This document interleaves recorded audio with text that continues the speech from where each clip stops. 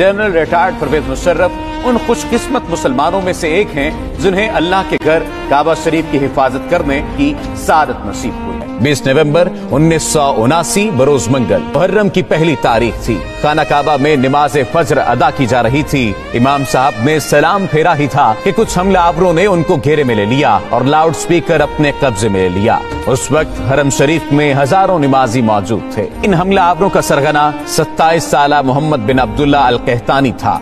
उसने loud speaker पर ऐलान किया कि वो इस सदी का इमाम मेहदी है। मोहम्मद बिन अब्दुल्ला अल कहतानी 500 साथियों समेत खाना काबा पर हमलावर हुआ था और हरम पाक में दाखिल होने के बाद तमाम दरवाजे बंद कर दिए। काम इब्राहिम अलैहिस्सलाम के करीब जाकर असलहे के जोर पर दहशत फैलाना शुरू कर दी। ये खबर जंगल में आग की तरह पूरी दुनिया में फैल गई। तब सऊदी फरमारवा शाह खालिद ने खाना काबा के दिफा के लिए पाकिस्तानी हुकूमत से राब्ता किया और कहा कि पाक फौज बैतुल्लाह का दिफा करे। SSG के कमांडोज पर मुश्तमिल एक खुसूसी दस्ता तरतीब दिया गया। SSG के इन कमांडोज की क़यादत एक मेजर को सौंपी गई। उसका नाम मेजर परवेज मुशर्रफ था।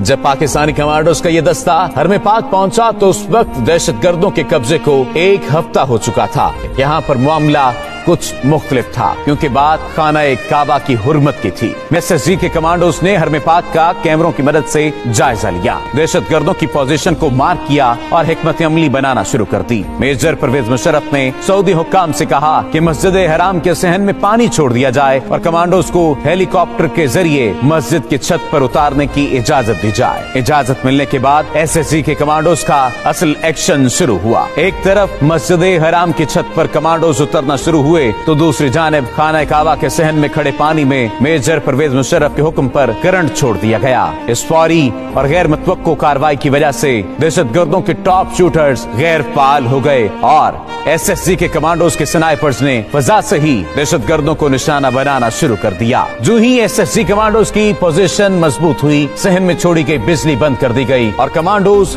बिजली की तेजी की तरह दहशतगर्दों पर झपटे, उन्हें काबू कर लिया।